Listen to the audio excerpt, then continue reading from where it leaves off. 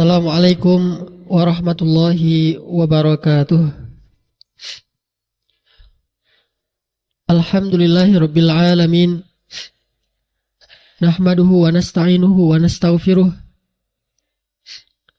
Wa na'udzu billahi min syururi anfusina wa sayyiati a'malina. May yahdihillahu fala mudilla lahu wa may yudlil fala hadiya lahu. Ashhadu an la ilaha illallah wahdahu la syarika lah. Al-hayyul qayyum la ta'khudhuhu sinatu wa la naum. Lahul mulku wa lahul hamdu wa huwa ala kulli syai'in qadir. Wa ashhadu anna Muhammadan abduhu wa rasuluhu la nabiyya ba'dah. Wa ma yantiqu 'anil hawa in huwa illa wahyu yuha. ما زاغ البصر وما طغى ما كذب الفؤاد ما رأى ما أنت بنعمة ربك بمجنون ما أنت بنعمة ربك بكاهن ولا مجنون اللهم صل وسلم وبارك على محمد وعلى آله ومن تبعه إلى يوم الدين فأما بعد. Ikhwati fillah,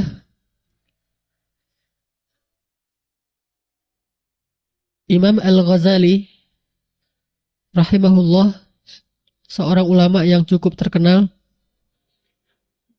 Beliau pernah menulis buku yang sebagian besar kaum muslimin membacanya. Buku itu adalah buku Ihya Ulumuddin. Artinya menghidupkan ilmu-ilmu agama. Ihya Ulumuddin. Sampai orang Mesir punya peribahasa tentang kitab Ihya Ulumuddin. Kata mereka, man lam yaqra al-ihya falaysa bi ihya. Siapa yang belum pernah membaca kitab Ihya, maka dia tidak ihya. Artinya siapa yang belum pernah membaca kitab Ihya Ulumuddin, dia bukan orang yang hidup. Sampai ini jadi peribahasa di Mesir, saking populernya kitab Ihya Ulumuddin, sampai mereka mengatakan, man lam yaqra al-ihya falaysa bi ihya. Siapa yang tidak pernah membaca kitab Ihya, maka dia orang mati, tidak ihya. Siapa yang pernah baca Ihya? Nggak ada orang hidup. 1, 2, 3, cuma berempat kita ya yang hidup. Siapa yang belum pernah baca kitab ini, dia tidak disebut orang yang hidup. Bahasa lainnya, kemana aja? Kok udah selama ini kita hidup di bumi gak pernah baca kitab Ihya? Memang ada sisi mubalaghah di sini, ada hiperbola sedikit. Seolah-olah kitab Ihya ini jadi kitab suci ya, yang harus dibaca. Tapi itulah orang Arab, kadang-kadang untuk menekankan sesuatu pesan, mereka memakai gaya mubalaghah, di hiperbola sedikit supaya orang bersemangat. Walaupun yang paling cocok itu siapa yang tidak pernah baca Quran, maka dia tidak hidup. Terus kalau rumah yang tidak dibacakan di dalamnya Al-Quran, maka dia seperti apa? Kuburan. Hati yang di dalamnya tidak ada Al-Quran, maka hati itu mati. Lebih tepatnya, peribahasa ini untuk Al-Quran memang. Akan tetapi tidak ada salahnya juga sebagai motivasi kita mengiyakan sajalah peribahasa orang Mesir, man lam yaqra al-ihya falaysa bi ihya. Siapa yang tidak baca kitab Ihya, dia bukan orang ihya, artinya orang hidup. Nah, Imam Al-Ghazali ini rahimahullah pernah mengatakan satu kalimat yang cukup penting untuk kita jadikan kata-kata di pembuka buku agenda kita atau di status kita di BlackBerry atau jadi slogan hidup kita, jadi kata-kata hikmah atau quotes. Apa kata Imam Al-Ghazali rahimahullah? Dasarnya ilmu adalah meyakini bahwa akhirat itu lebih baik daripada dunia. Itu dasarnya ilmu. kita mau beramal apa saja, awal yang harus kita tahu itu bahwa akhirat itu lebih baik daripada dunia. Kalau kita berpikir sebaliknya, bahwa dunia lebih baik daripada akhirat, maka langkah kita pasti akan tertatih. Pasti kita akan menjadi orang yang rakus. Pasti kita akan menjadi orang yang kikir. Pasti kita akan menjadi orang yang malas. Malas beramal maksudnya. Pasti kita akan menjadi orang yang pendengki. Dan sekian banyak lagi nanti penyakit-penyakit lain yang akan hinggap di dalam hati kita. Karena kita meyakini sebaliknya bahwa dunia lebih baik daripada akhirat. Padahal dasarnya ilmu bahwa akhirat lebih baik daripada dunia. Itu ilmu paling dasar. Kalau ini aja nggak dapat, bagaimana dia akan dapat ilmu-ilmu yang lain? Bagaimana dia akan semangat menghafal Quran? Kalau dia berpikir bahwa dunia lebih menarik dan lebih baik daripada akhirat, sementara fadilah-fadilah, janji-janji Allah untuk orang yang menghafal Al-Quran, sebagian besarnya itu untuk akhirat, bukan untuk dunia.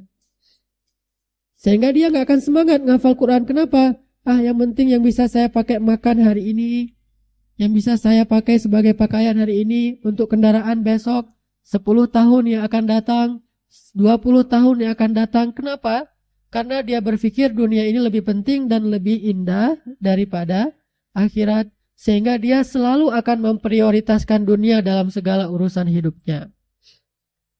Bagaimana dia akan mau duduk dalam majelis ilmu kalau dia pikir bahwa jalan-jalan itu lebih baik daripada di dalam majelis ini? Bagaimana dia akan sholat jamaah kalau dia pikir bahwa rapatnya itu lebih penting daripada ketemu Allah? Bagaimana dia akan menutup aurat kalau dia berpikir bahwa dilihat orang lain dan dipuji itu lebih menarik daripada tidak terlihat kecantikannya dan dipuji oleh Allah? Makanya dasarnya ilmu itu adalah meyakini bahwa akhirat lebih baik daripada dunia. Ini kalimat yang sangat singkat, tapi kita harus belajar terus untuk bisa benar-benar meyakini ini dalam hati kita. Kalau enggak, kita kayak anak yang diajarkan rumus fisika atau IPA United, tapi dia nggak bisa baca tulis. Bukankah dasarnya ilmu untuk orang-orang yang sekolah itu adalah baca tulis? Atau setidaknya hitungan-hitungan sederhana, calistung. Dari TK udah diajarin, 1 tambah 1 itu dari dulu sampai sekarang tetap gak berubah kan ya? 2. 1 tambah 1, 2. 2 tambah 2, 4. 4 tambah 4, berapa ya Baba? Nah ini anak TK nih. Oh ya udah gak apa-apa. Udah 1 kali 1, gak usah kali-kali dulu deh, kurang. Terus belajar yang dasar-dasar. Baca. Dari dulu sampai sekarang, ini Budi. Ini Wati. Budi pergi ke sekolah. Wati membantu ibu. Ayah pergi ke kantor. Ibu pergi ke pasar. Berarti Wati pergi ke mana? Ke pasar. Kan membantu ibu. Berarti Wati pergi ke pasar. Membantu ibu. Dari dulu kan gitu.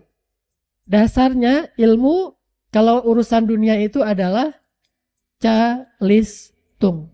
Baru nanti dia ngerti geologi, baru nanti dia ngerti astronomi, baru nanti dia ngerti psikologi, baru nanti dia ngerti apa? Analogi. Kalau yang tata kota apa? Planologi. Baru nanti dia ngerti segala macam ilmu-ilmu yang sudah rumit dan luas. Akan dia mengerti kalau dia bisa ilmu dasar, yaitu calistung. Kalau ini nggak bisa, nggak mungkin dia akan bisa mengerti yang lebih rumit darinya. Kalau ini nggak bisa, nggak mungkin dia bisa berjalan di muka bumi, nggak bisa baca, nggak bisa tulis, nggak bisa berhitung. Coba kalau nggak bisa baca, bagaimana dia akan tahu rambu-rambu lalu lintas? Sementara sekarang, cara orang berinteraksi itu lebih banyak dengan membaca daripada dengan mengingat. Beda dengan orang di zaman dulu.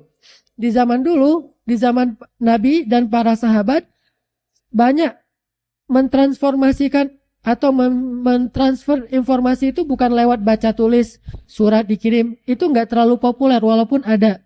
Yang paling populer itu dengan mendengar lalu hafal kan ya? Atau mengalami lalu dihafal. Mirip dengan cara berinteraksinya hewan. Hewan kan gitu. Saking kuatnya hafalan hewan itu kan dia berinteraksi dengan hafalan. Gajah. Gajah melewati satu tempat, itu dia hafal. Setelah sekian tahun nanti dia balik lagi ke tempat yang semula. Cuma tempat yang dia lewati dulu sekarang udah jadi perkampungan penduduk. Kita nuduh gajah, gajah masuk ke kampung. Bukan gajah masuk kampung, manusia masuk kampung gajah. Itu kan kalau kita baca di tentang kepala gajah. Gajah lewat jalan di depan Istiqomah nih. Dulu di sini hutan. Jalurnya gajah hijrah dari satu tempat ke tempat lain, mencari air, mencari tempat-tempat yang subur. Dia lewat sini nih. Hafal sama gajah.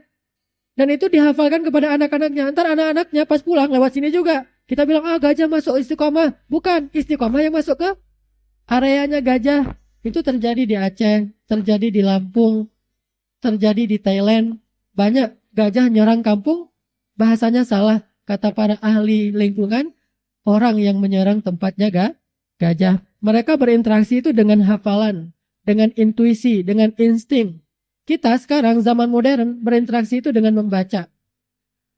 Di zaman Nabi dan sahabat berinteraksi itu dengan hafalan. Setelah mereka tahu, mereka hafal dan susah lupanya. Kalau sekarang susah mengandalkan hafalan. Makanya ilmu dasar kita sekarang itu adalah calistung. Membaca, menulis, berhitung. Kalau nggak bisa baca, susah hidupnya. Kalau nggak bisa menulis, susah untuk mengutarakan keinginannya. Kalau tidak bisa berhitung, dia akan ketipu terus oleh orang lain. Makanya banyak ruginya kalau dia nggak bisa ilmu dasar, baca, tulis, hitung. Begitu juga dalam urusan agama. Ilmu dasarnya meyakini bahwa akhirat itu lebih baik daripada dunia. Itu ilmu dasar banget. Itu ilmu dasar banget.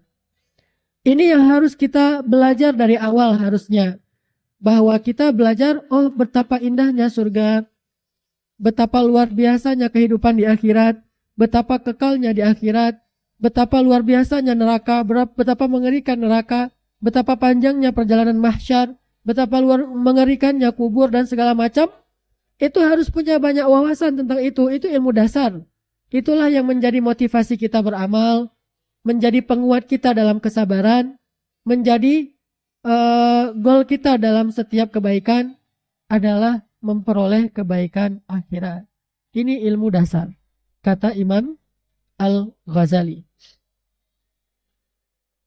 Dan kata-kata beliau pun bukan kata-kata yang dari ide beliau sendiri. Itu dari hasil penelaahan beliau terhadap Al-Quran. Di antaranya Allah berfirman di dalam surat Al-A'la, wal akhiratu khairun wa abqa. Dan akhirat itu lebih baik daripada dunia dan lebih kekal. Di dalam surat Ad-Duha, walal akhiratu khairul laka minal ula. Akhirat itu lebih baik bagimu daripada dunia. Di dalam surat Al-Kahfi, wal baqiyatus salihat khairun 'inda rabbika thawaban wa khairun amala. Dan yang kekal itu maksudnya surga lebih baik di sisi Rabbmu dan lebih layak untuk menjadi cita-cita. Dan di surat-surat yang lain itu banyak sekali. Al-Qiyamah, surat Al-Ma'arij, surat Qaf, surat-surat yang cukup banyak. Walaupun bahasanya beda-beda, tapi intinya sama, bahwa akhirat itu lebih baik daripada dunia. Inilah dasarnya ilmu. Ini yang harus kita tanamkan kepada anak kita kalau kita mau mendidik mereka dengan sistematis. Ini salah satu materi wajib untuk diajarkan kepada anak-anak. Coba sekarang cari materi ini di sekolah Indonesia ada. Bahkan di pesantren pun nggak ada materi ini. Nggak ada di pesantren. Materi bahwa akhirat lebih baik daripada dunia nggak ada. Paling-paling akhirat itu suruh hafal nama-nama surga. Suruh hafal nama-nama neraka. Terus udah gitu-gitu aja. Nggak ada pesan bahwa hafal doang tanpa pesan. Sama kayak menghafal nama-nama Anbiya tapi tidak ada pesan. Apa untungnya saya hafal nama Nabi Adam? Ada pesannya harusnya. Nuh ada pesannya. Ibrahim ada pesannya. Semua itu kan mau'izah, nasihat. Tapi tidak dinasihatkan, sekedar menghafal lalu dapat nilai 100. Siapa yang hari ini bisa menyebut nama Nabi bisa pulang duluan. Itu motivasinya coba. Motivasinya supaya bisa pulang duluan. Nggak salah, tetapi ada yang miss, ada yang masih terlewatkan di sini. Apa yang terlewatkan? Pesan dari ilmu. Bukan sekedar data dari ilmu, tapi pesan ilmu itu apa? Belajar sejarah bukan cuma sekedar data-data sejarah. Nabi lahir di Mekah tanggal 12 Rabiul Awal, kemudian menikah dengan Khadijah, usia 25, Khadijah 40, dapat wahyu usia 40, di mana? Di Gua Hira. Wahyu pertama Iqra, hijrah ke Madinah. Terus apa lagi? Perang pertama, perang Badar, jumlah kaum muslimin 313. Jumlah orang munafik, orang kafir hampir 1000. Perang yang setelahnya yang kaum muslimin itu kalah, perang Uhud. Perang yang ada paritnya, perang Khandak, perang Ahzab. Ini catatan sejarah. Tidak ada pesan apa-apa. Tidak ada pelajaran apa-apa. Cuma catatan saja. Apakah itu yang disebut dengan belajar? Begitu juga orang belajar tentang akhirat. Apa yang kita tahu tentang akhirat? Bahkan catatan pun gak ada, apalagi pesan. Hampir kita gak ngerti akhirat. Padahal itu sesuatu yang hak. Al-jannatu hak. Wan naru hak. Wal hisabu hak. Wal qiyamatu haq, al-haqqah. Semua itu benar. Dunia ini yang disebut dengan fana, tidak benar-benar ada. Arti tidak benar-benar ada, apa yang kita dambakan di dunia ini nggak benar-benar terwujud. Tapi semua yang Allah janjikan di akhirat itu memang ada. Tapi kita hampir nggak punya informasi tentang akhirat, gimana lagi pesan. Informasinya aja nggak punya. Berarti umat Islam sekarang itu belajarnya udah nggak lagi ngikutin sunnah Nabi SAW. Bagaimana Nabi ngajarin kepada para sahabat, itu udah gak diikuti. Yang diikuti adalah cara belajar yang liberal, sekuler. Walaupun muatannya atau materinya masih ada sentuhan-sentuhan Islam, pelajaran-pelajaran Islam, tetapi secara metodologi, kemudian dari tujuan dari belajar itu udah disekulerkan. Sehingga kita menjadi orang yang hanya membaca cover saja, membaca judul saja, tapi tidak tahu isinya. Sebutkan 10 judul buku yang terkenal. Gampang kan? 1 misalnya judul buku yang terkenal 7 Habits. 2 La Tahzan. 3 ESQ. 4 sebutkan 10 buku motivasi yang terkenal kita sebutkan. Tapi tahu gak isinya apa? Gak tahu. Cuma kulit saja. Sebutkan nama-nama malaikat. Tahu. Munkar, Nakir, Jibril segala macam. Tahu gak? Apa pesan dari nama-nama itu? Nggak tahu. Sebutkan nama-nama Allah yang mulia, yang kita hafal, walaupun namanya sangat banyak, ribuan bahkan nggak terhitung. Disebutlah Ar-Rahman, Ar-Rahim, dan segala macam 99. Tahu nggak pesannya apa? Nggak tahu. Berarti ini sama dengan menghafal judul-judul buku terkenal, tapi nggak pernah baca isinya. Itu kerjanya apa kalau kayak gitu? Kira-kira orang ini kerja apa kalau nggak? Tugasnya menghafal judul-judul buku terkenal. Apa pekerjaannya? Jadi pegawai Gramedia. Ada buku ini, itu mah buku lama, udah gak ada. Dia tahu kan? Pernah baca? Saya juga belum pernah, cuma baca sinopsisnya doang. Atau paling baca judul sama tagline-nya doang. Ini sama. Hafal nama-nama surat. Al-Fatihah, Al-Baqarah, Ali Imran, segala macam. Apa pesan dari Al-Fatihah? Gak tahu.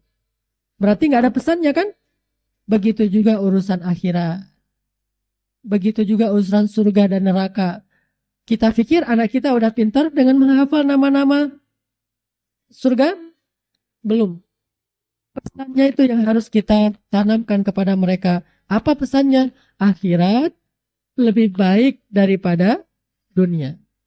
Arti akhirat yang saya maksud di sini atau yang dimaksud Imam Al-Ghazali ya, bahwa daripada dunia.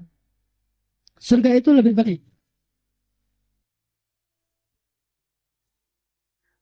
Cek.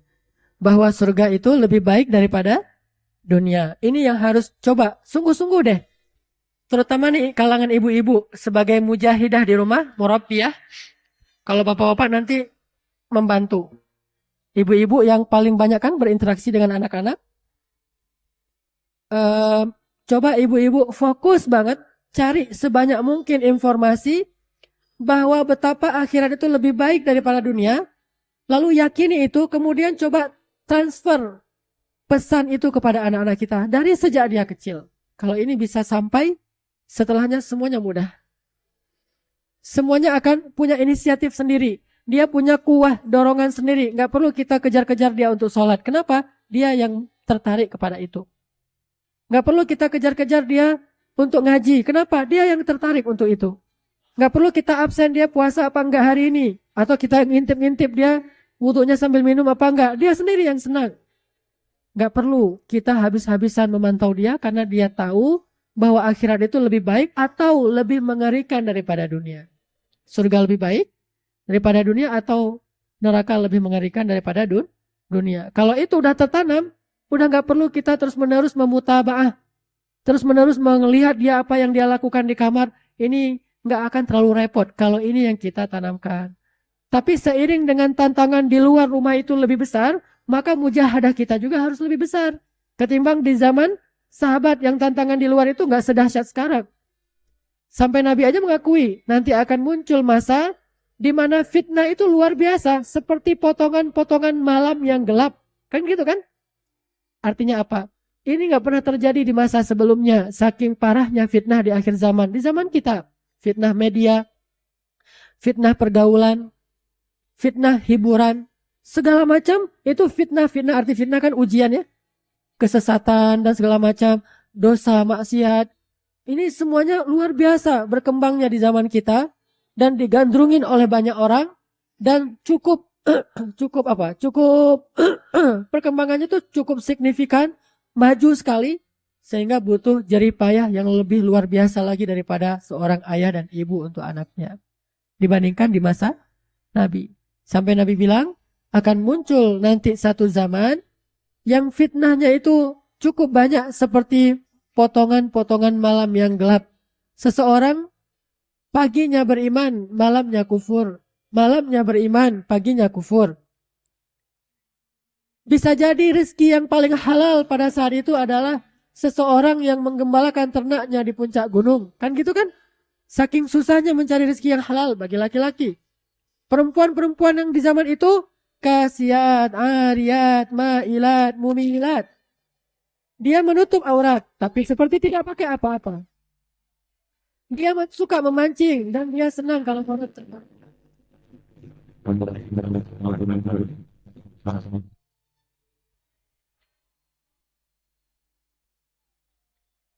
Dan dia senang kalau orang lain terpancing. Ini zaman sekarang, makanya kita harus lebih sungguh-sungguh mendidik anak kita. Jihad ibu di zaman sekarang itu jauh lebih berat daripada zaman dulu.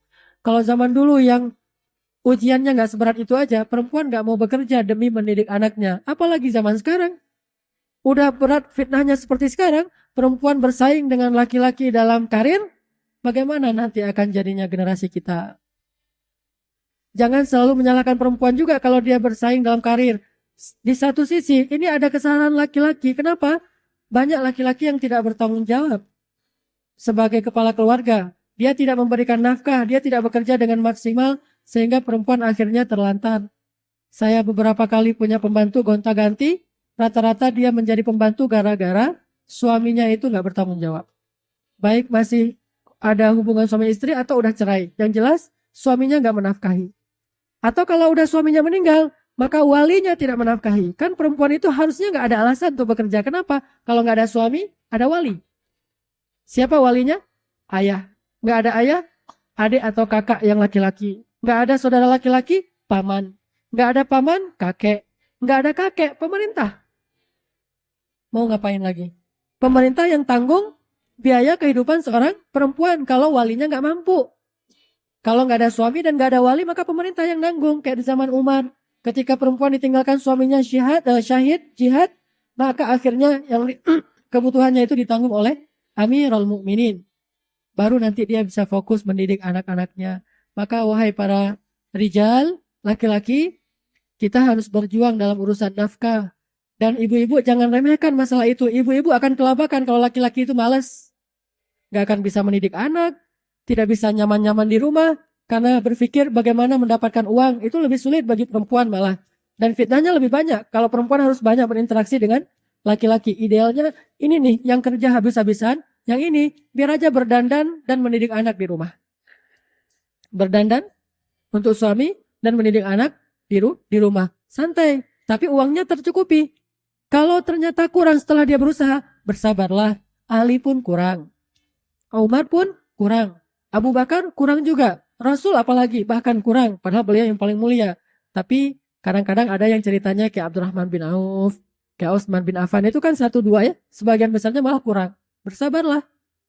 Jangan, kecuali kalau ini gak mau kerja nih. Oke, kita kerja. Tapi kalau ini udah kerja habis-habisan ternyata masih kurang. Ya sudah, kita bersabar. Fokuslah dengan 2 hal tadi. Suami dan anak. Dan salah satu materi yang harus kita ajarkan kepada anak kita tadi. Walal akhiratu khairul laka, wahai anakku, minal ula. Sesungguhnya akhirat itu bagimu, wahai anakku, lebih baik daripada dunia. Ini PR besar. Inilah rahasia kenapa anak-anak kecil di Palestina, di Suriah itu kuat menghadapi ujian yang luar biasa beratnya. Anak-anak Suriah, mereka bilang apa? Hasbunallah, hasbunallah, wal akhiratu khairun wa abqa, wa ma indallahi khair, kata anak-anak Suriah. Cukup bagi kami Allah, cukup bagi kami janji Allah, kami tidak butuh janji-janji manusia. Sesungguhnya akhirat itu lebih baik dan lebih kekal. Sesungguhnya balasan Allah itu lebih baik. Mereka angkat tangan kayak gini, anak kecil. Sambil mereka dalam keadaan rumahnya udah hancur, sambil gendong adiknya karena ayah dan ibunya udah meninggal dibunuh. Tapi mereka bilang, Allah, Allah, Allah, rame-rame, serentak. Kenapa bisa punya mental sekuat ini? Jadi tough, jadi tangguh. Kenapa? Memangnya mereka belajar motivasi di mana? Ikut training apa? Enggak. Kita ikut training nangis-nangis di ruang itu, keluar dari situ lemah. Air matanya udah habis, tapi tenaga enggak ada. Kenapa? Kita hanya bersandiwara saja dengan adegan-adegan hidup. Mereka benar-benar belajar inti dari ilmu bahwa akhirat lebih baik daripada dunia. Ini cuma sementara. Ujian kami ini cuma sementara. Perang ini cuma sementara. Musibah ini cuma sementara. Kelaparan ini cuma sementara. Panas ini cuma sementara. Nanti yang kekal di akhirat. Maka kami bersabar karena ini cuma sementara. Mereka yakin itu. Itulah dasarnya ilmu mereka. Selain mereka punya puncak ilmu juga. Jadi punya dasar ilmu, fondasi, punya puncak ilmu, yaitu atapnya. Apa puncak ilmu? Nabi SAW bersabda, Ra'sul hikmah, puncaknya ilmu, makhafatullah, takut kepada Allah. Itu puncaknya ilmu. Kalau kita gabung, dasarnya ilmu itu adalah akhirat lebih baik daripada dunia. Puncaknya ilmu itu mengenal Allah Subhanahu wa taala hingga muncul rasa takut dan ta'zim, mengagungkan Allah. Itulah puncak. Kalau kita singkat dengan 2 kata, puncaknya itu akidah, dasarnya itu akhirah. Jadi akidah dan akhirah. Itu aja 2. Coba fokuskan 2 hal ini nih. Inilah sebaik-baik pendidikan. Dia boleh nggak sekolah, tapi ini nggak boleh terlewatkan. Karena nggak semua orang kan cita-citanya berkarir ya. Anak saya yang Aisyah, cita-citanya pengen jadi animator. Dia senang ngelukis. Saya bilang, kan dia suka nonton film Ipin Upin. Nanti Aisyah buat tuh film dakwah kayak Ipin Upin, diarahkan ke arah dakwah. Karena emang ini hobi dia. Kalau udah ngelukis, saya bandingkan dengan diri saya, waktu seusia dia kelas 2 SD, lukisan saya tuh hancur-hancuran, cuma ada gunung, matahari, awan, pohon. Kan standar ya. Pertama yang dibuat apa? Gunung langsung. Terus di tengah-tengahnya matahari ceret-ceret. Udah gitu awan, udah gitu ada pohon, ada rumah. Itu pun udah bagus banget kalau gitu. Ini udah luar biasa kalau menurut saya, karena dia punya bakat. Ya udah saya biarkan dia dengan bakatnya bisa berjam-jam, nggak akan rasa capek. Tapi kalau disuruh baca, nulis atau ngitung-ngitung dia gampang capek. Bukan itu bakatnya. Udah animator. Dia mau sekolah, ya sekolah. Kadang-kadang pengen libur, nggak apa-apa. Tapi jangan sering-sering juga. Pokoknya jangan buat dia terbeban dengan karir sekolah. Nilainya berapa? Yang penting jangan jelek-jelek amat juga. Nggak harus ranking 1. Karena saya tahu kemana dia akan mengarah nanti ke depan. Yang kedua, pengen jadi chef. Pengen jadi chef. Kalau mamanya masak, dia pasti bantu-bantu apa segala macam. Mau masak apa? Mau masak pizza, burger, kan dia yang tahunya yang masih kayak gitu-gitu. Akhirnya, ya udah, kamu masak aja. Terus pengen apa? Jualan. Saya beliin kulaan apa kulaan? Grosir di pasar, kayak ciki-cikian, terus dijual sama dia di sekolahnya, dapat satu tempat yang gede itu bisa dapat 2.000, untuk lumayan. Entrepreneurship kan dari kecil. Sekolahnya ya terserah dia senang dia sekolah, nggak senang dia di rumah aja. Nah, ini tapi jangan ditiru, ini sekedar sharing bahwa ini bukan hal besar. Betapa orang stres gara-gara ujian nasional, mau ujian naik kelas stres. Terus ini stres, semuanya stres. Bahkan saya kenal seorang psikolog plus dokter mengatakan ketika ujian nasional 2 tahun yang lalu, banyak anak SD itu satu kelas, semuanya lebih dari setengahnya masuk rumah sakit. Kenapa? Karena stres tinggi, sampai mual-mual, muntah-muntah. Bahkan beberapa orang diopname. Kenapa harus gitu-gitu amat? Emangnya kalau nggak naik kelas itu dunia ini jadi kiamat? Ya tapi jangan nggak naik kelas juga, naik. Coba kalau nggak naik, apakah dunia ini jadi kiamat? Ya enggak kan? Betapa banyak orang yang nggak naik kelas kemudian jadi orang sukses? Balik lagi, ilmu dasar itu bukan itu. Kita udah salah sangka selama ini. Karena kita menganggap dunia lebih baik, sehingga habis-habisan untuk dunia, stres gara-gara dunia. Coba ketika musim ujian nasional, gimana stresnya bangsa ini? Di TV dialog tentang kurikulum, tentang kesalahan ini, kesalahan teknis ini, soal bocor, segala macam. Kemudian ada anak yang sampai di penjara pun dia harus ikut ujian. Padahal ilmu nomor 1 bagi dia itu bukan ujian nasional. Ilmu nomor 1 bagi dia itu adalah takut pada Allah dan belajar akhlak. Supaya dia nggak masuk penjara. Supaya dia nggak berbuat kriminal.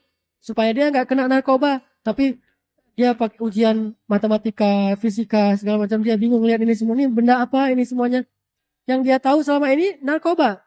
Kita udah salah. Kita pikir dunia inilah segalanya. Sehingga ketika gagal di ujian nasional, habislah dunia saya. Dan mana cerita kayak gitu? Emang semua orang yang nilainya bagus akan sukses?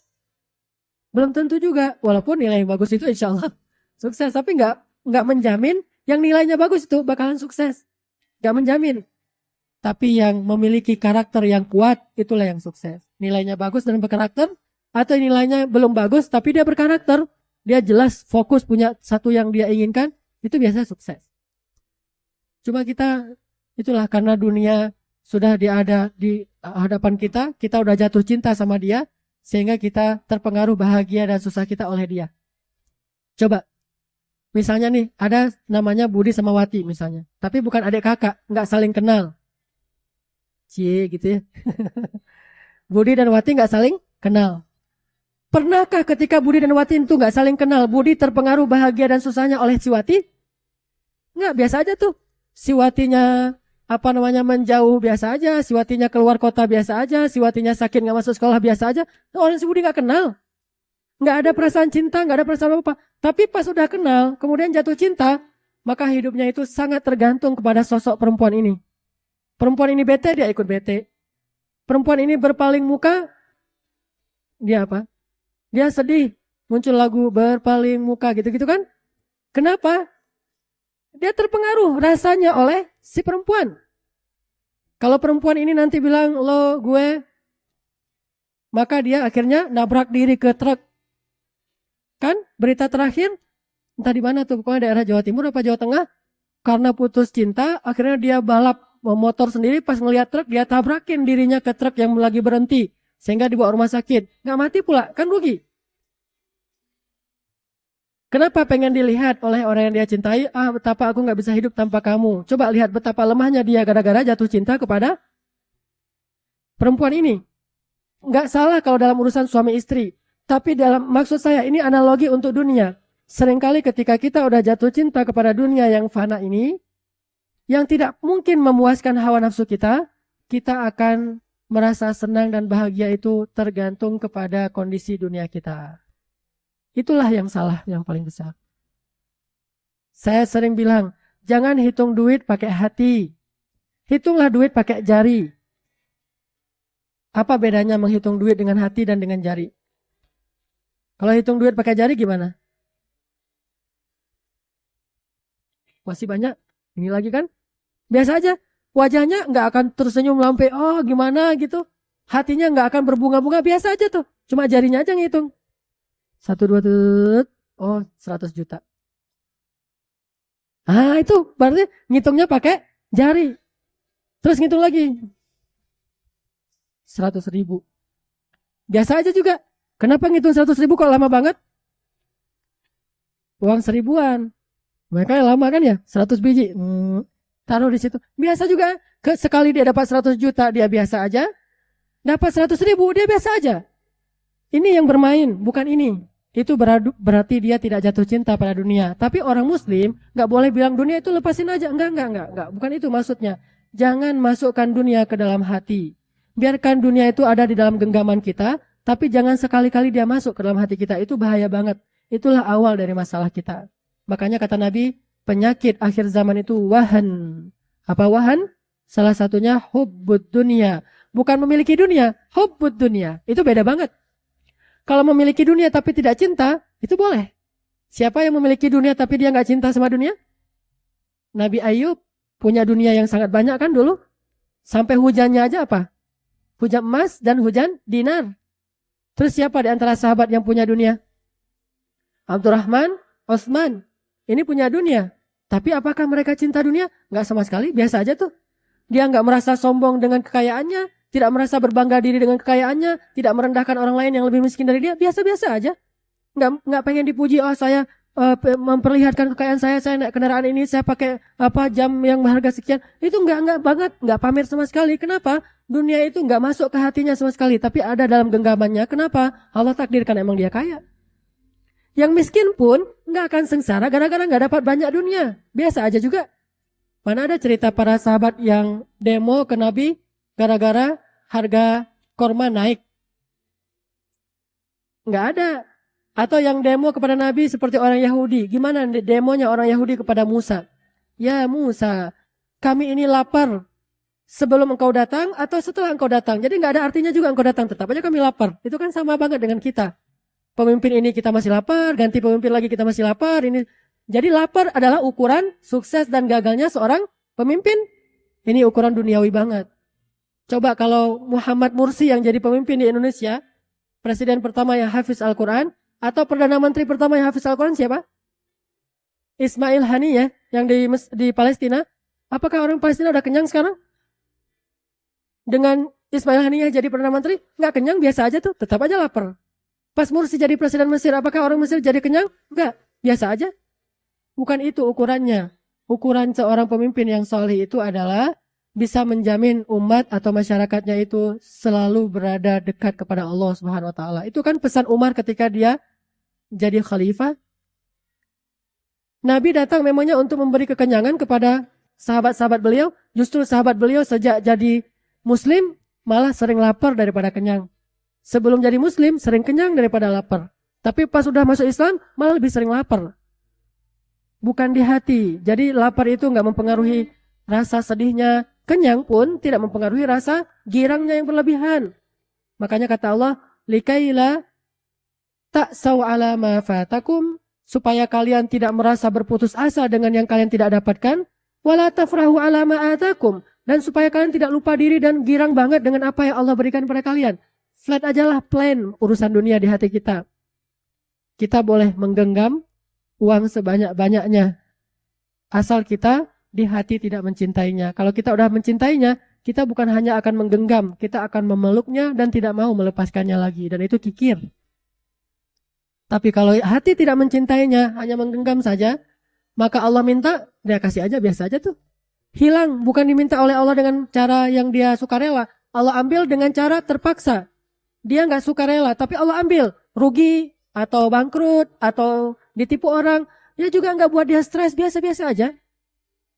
Ketika dia dapat banyak, nggak membuat dia lupa diri sombong. Ketika dia tidak dapat apa-apa, nggak membuat dia putus asa dan terpukul. Biasa aja.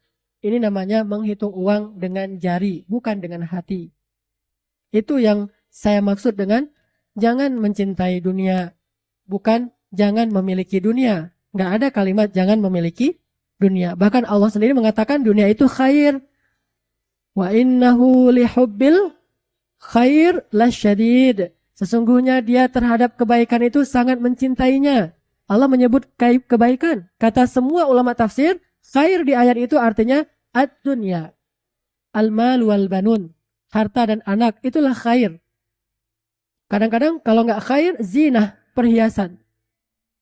Kebaikan, perhiasan, senda gurau, permainan, apalagi?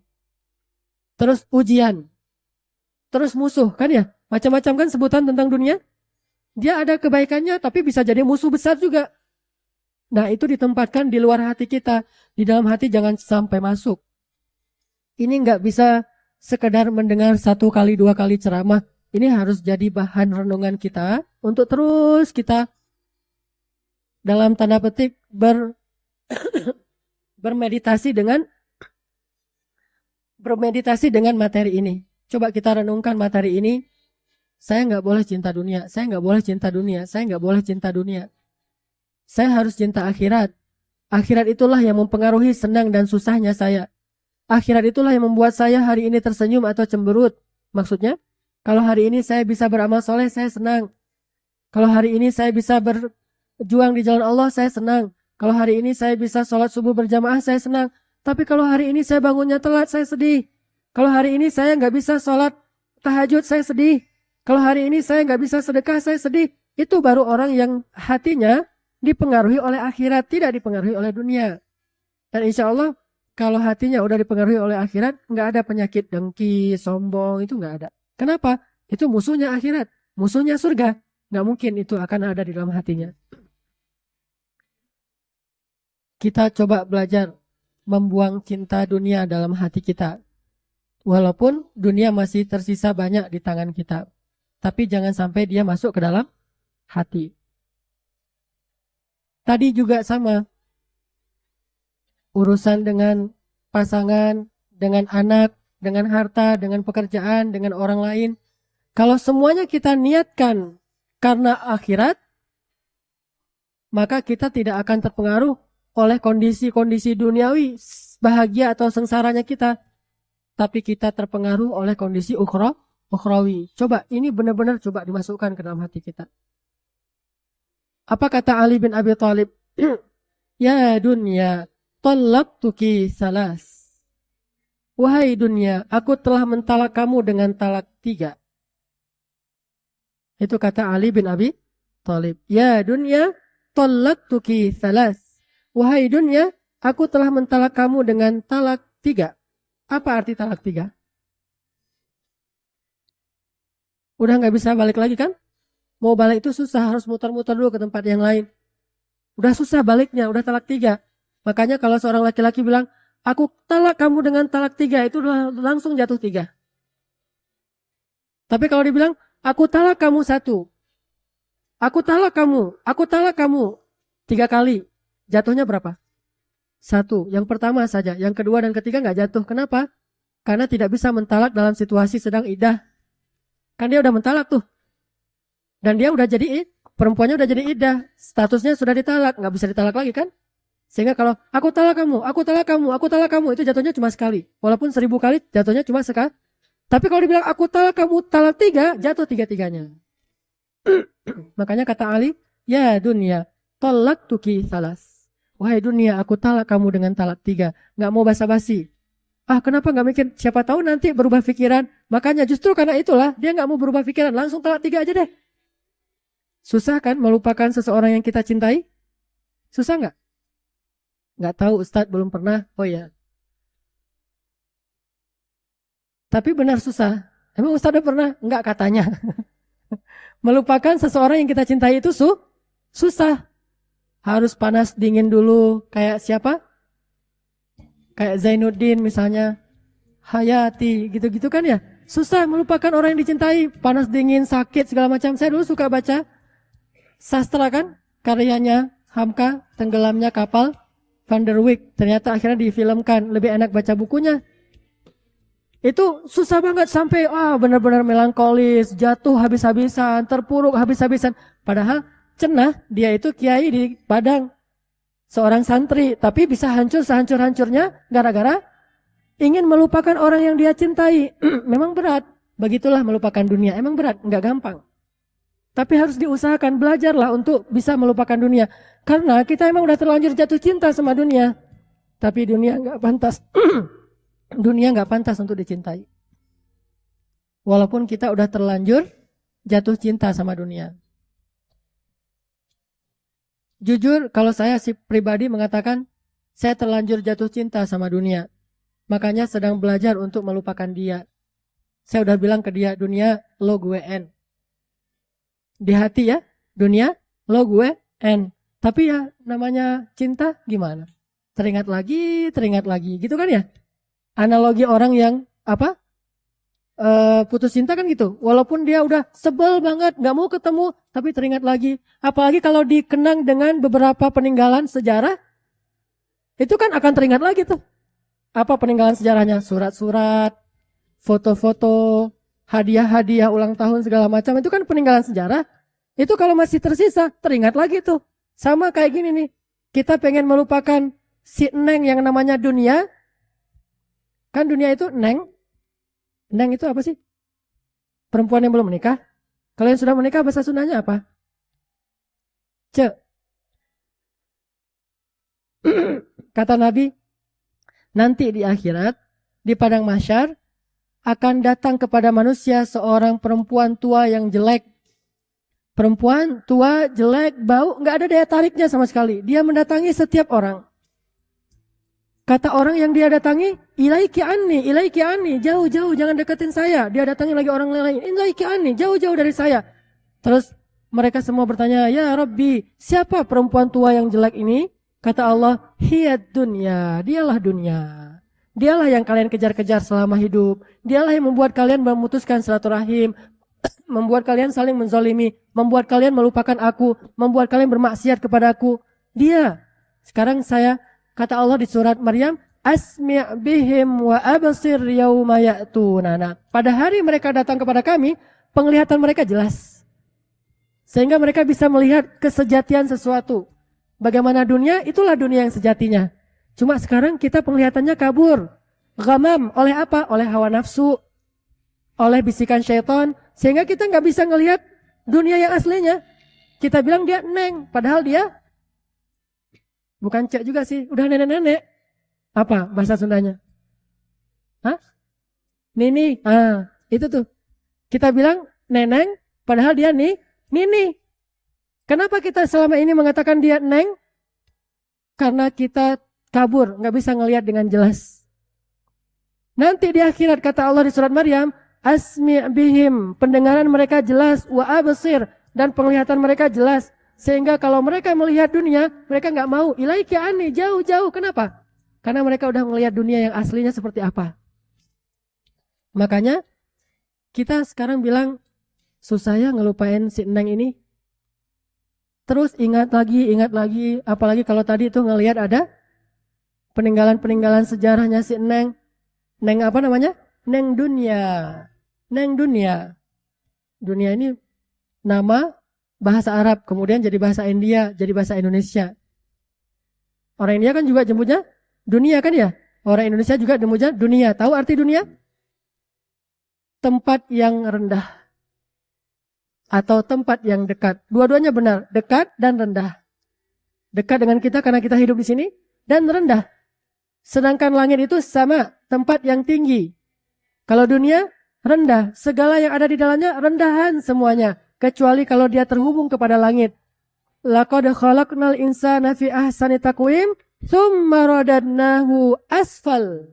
Kami taruh dia di aspal. Bahasa Arabnya asfal, bahasa Indonesianya aspal juga. Apa arti aspal? Tempat yang diinjak-injak.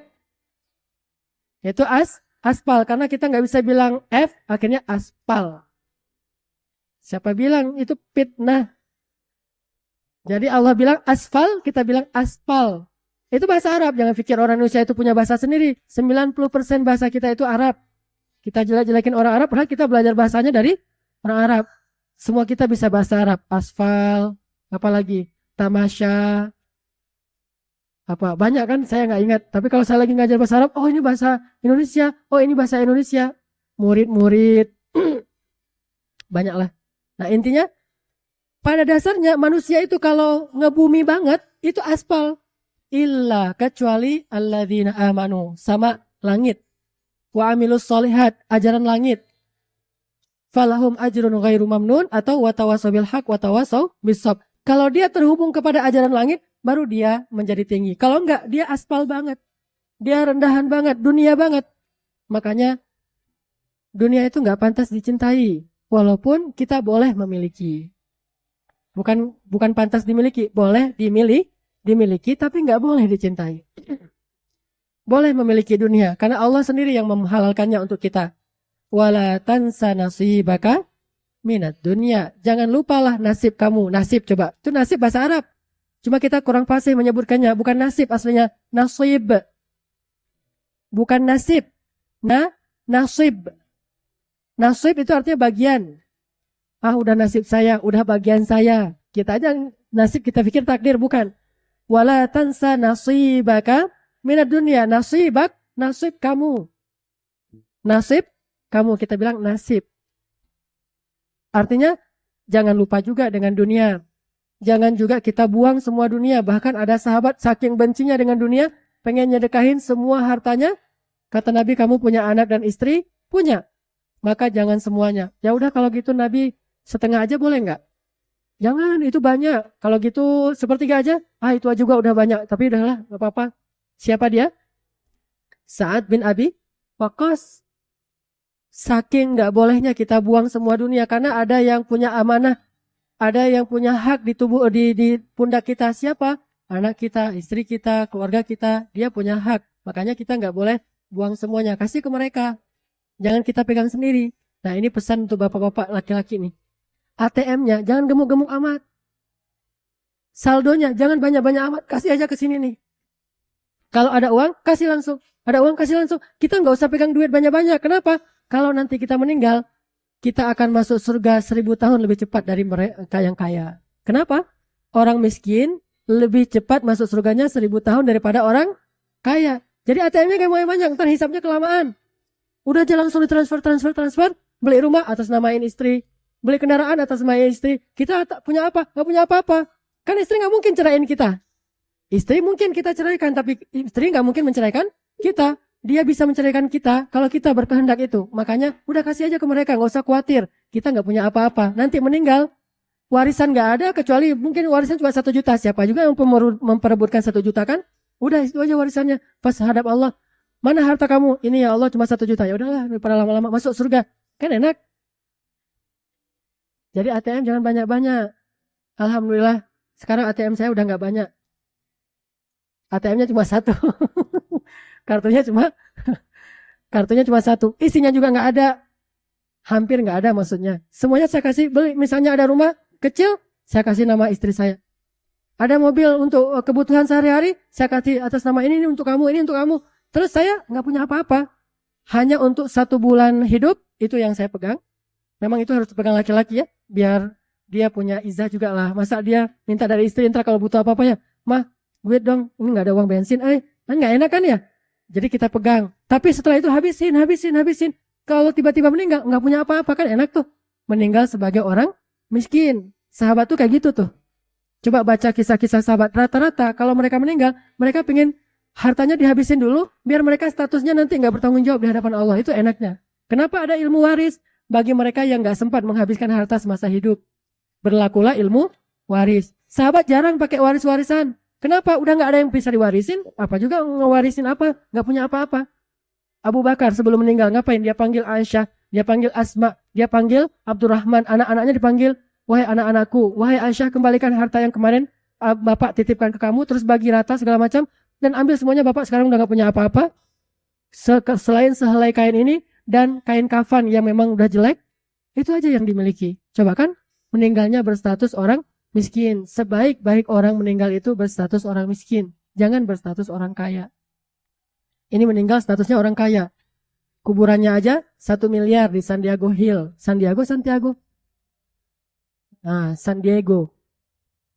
Meninggalnya aja statusnya orang kaya. Dibawanya lewat tol, keluar tol langsung masuk ke pemakaman. Terus juga kerandanya 300 juta. Pakai jas, pakai dasi, terus pakai sepatu, pakai HP, tiba-tiba berbunyi, ada yang nelpon, diangkat sama yang ngurus, dia udah meninggal. Masukin lagi kan? Ini berstatus kayak gini nggak enak meninggalnya, lama nanti hisapnya. Makanya kata Nabi, orang miskin lebih duluan masuk surga daripada orang kaya. Kalau mindset kita tadi akhirat lebih baik, kita nggak mau jadi orang kaya. Terus kekayaan kita kemana? Kasih aja kepada yang membutuhkan. Siapa yang membutuhkan? Istri dan anak-anak. Selain nanti kasih ke fakir miskin, anak yatim kan ya. Tapi yang paling berhak di antara semua itu kan nomor satunya keluarga kita dulu kan. Zawil kurba, dzi makrobah. Istri dan anak-anak mereka membutuhkan. Kita mah nggak butuh-butuh amat lah. Laki-laki makan di mana aja bisa. Nggak perlu harus gimana gitu. Lagian istri pasti insya Allah akan nyediain makanan yang enak kalau kita ngasih ke mereka yang mereka butuhkan. Makanya ini pesan ya bagi suami, bagi ayah, jangan punya saldo banyak-banyak. Kasih aja ke sini. Ibu setuju? Setuju. Jangan banyak harta, jadilah orang miskin. Dan cintailah kemiskinan. Kalau kita bisa mencintai kemiskinan, dan sukarela jadi orang miskin itu lebih enak kan ya daripada nasib jadi orang miskin. Lebih enak kita sukarela jadi orang miskin. Saya mah miskin. Coba, jarang kan ada orang bilang gitu. Yang ada, saya mah miskin. Yang kaya, saya mah kaya. Sekarang balik. Saya mah kaya. Gimana ya? Itu baru keren. Ustadz, saya mau curhat. Saya ini khawatir Ustadz, risau, gak tenang. Kenapa? Ini Ustadz, uang saya terlalu banyak. Itu baru. Terus datang lagi, alhamdulillah Ustaz, saya mau tahadus bin ni'mah. Kenapa Ustaz? Saya jatuh miskin. Itu baru keren. Itu baru namanya wal akhiratu khairu wa abqa. Akhirat lebih baik daripada dunia. Terutama bagi laki-laki. Bagi perempuan, tentunya mereka punya banyak kebutuhan. Dan tidak dikatakan orang yang cinta dunia apabila dia memakai pakaian yang bagus, memakai kendaraan yang layak, rumah yang layak. Itu bukan cinta dunia. Karena Utsman pun pakai pakaiannya tuh bagus, bagus. Kenapa? Ketika ditanya, Utsman, kamu mah cinta dunia, pakaiannya bagus banget. Kata Utsman, aku mendengar Rasulullah SAW bersabda, Allah suka melihat bekas-bekas nikmatnya pada diri seorang hamba. Allah suka ngelihat bekas-bekas nikmat Allah pada diri seorang hamba. Jadi kalau Allah ngasih nikmat, ya jangan kita sembunyiin, kita pakai dong. Biar Allah lihat. Walaupun Allah maha tahu isi hati kita. Sama kayak manusia, kalau dia kasih kita hadiah, kan dia pengen kita pakai kan? Itu maksudnya. Salah satu bentuk syukur itu adalah kita memperlihatkan nikmat Allah tanpa harus sombong. Itu. Soal hati lain lagi. Soal fisik lain lagi. Makanya, jangan sampai dunia itu kita bawa ke dalam hati kita. Cukuplah di tangan kita saja. Orang mencangkul di sawah, pakai tangan aja deh. Gak usah pakai hati nyangkulnya. Capek. Makanya makan juga gitu. Makan itu pakai mulut, jangan makan hati. Kan gak enak. Jangan libatkan hati dalam urusan dunia. Benar. Ini maksudnya spesifik, gak umum ya. Karena ada urusan yang memang pakai hati. Jangan libatkan hati dalam urusan dunia. Libatkan saja logika kita, libatkan tangan kaki kita, mulut mata kita, perut kita. Jangan makan pakai hati. Arti makan pakai hati itu kita bahagia dan sengsara itu tergantung jenis makanan. Menunya apa hari ini, Bu? Menunya cuma ikan asin. Akhirnya bete seharian. Ada orang kan yang minum pakai hati. Saya nggak bisa berpikir, kalau belum minum kopi, itu minumnya udah pakai hati. Saya nggak bisa berpikir kalau belum ngerokok. Itu berarti menghisap dengan hati. Kalau gitu Ustaz, ngisap pakai mulut aja ya Ustaz. Nggak usah pakai hati ya, nggak usah dihisap lah kalau itu mah. Minum kopi, kata Imam Hasan Al-Banna, kopi itu haram hukumnya bagi mereka yang mengatakan saya nggak bisa berpikir tanpa kopi. Itu jadi haram hukumnya kopi. Ini kata Hasan Al-Banna. Walaupun nggak semua ulama berpendapat demikian, tapi setidaknya ini kan udah bergantung. Ketergantungan kepada benda kayak gini, makhluk, itu membuat kita jadi lemah. Coba kalau kita jihad dan nggak ada kopi. Gimana cara ngatur strategi ya? Contohnya berat banget Ustaz, jihad. Ya emang kan tujuannya itu. Coba berjihad itu di Suriah nggak ada kopi coba. Orang pergi umroh aja nggak ada kopi, susah nyari kopinya, kecuali kopi instan. Dia pengen kopi buatan istrinya. Saya punya saudara nih, tapi nggak usah disebut namanya. Ada saudara pergi ke rumah saya di Bandung, dia tinggalnya di Jawa Timur, pergi ke Bandung. Cepat-cepat pengen pulang, kenapa? Karena dia pengen bikinin kopi untuk suaminya. Si ibu ini di Bandung, suaminya lagi masih di Jawa. Saya pamitnya mau pulang dulu. Kok baru sehari udah pengen pulang? Kasihan si bapak nggak ada yang bikinin kopi. Hah? Kenapa? Kalau nggak istrinya yang bikin kopi, dia nggak mau minum kopi. Dan kalau dia nggak minum kopi, dia nggak berangkat kerja. Coba saking parahnya. Kopi itu harus setiap pagi agar bisa berangkat kerja. Dan yang membuat kopi hanya istrinya saja. Di satu sisi ini adalah cinta juga mungkin ya. Tapi setidaknya ini sudah ketergantungan. Jangan gantungkan bahagia dan sengsara kita dalam urusan dunia. Itu nanti sengsara sendiri. Cobalah melupakan dia. Lupakanlah si Neng itu. Walaupun berat bagi kita. Bertahap, pelan-pelan. Lama-lama pasti bisa dilupakan juga. Nggak ada orang yang nggak bisa ngelupain. Ayat Al-Quran aja bisa lupa. Padahal itu nggak boleh dilupain kan? Apalagi sekedar manusia biasa. Lupain aja. Bukan manusia lagi. Benda nggak jelas namanya dunia. Udah lupain aja. Tapi walaupun kita lupakan, bukan berarti kita tinggalkan. Boleh kita miliki, tapi tidak boleh kita cintai. Wahai dunia, aku telah mentalak engkau dengan talak 3. Coba bilang itu dalam hati kita, atau pas sendiri bilang, dunia, aku sudah talak kamu dengan talak 3.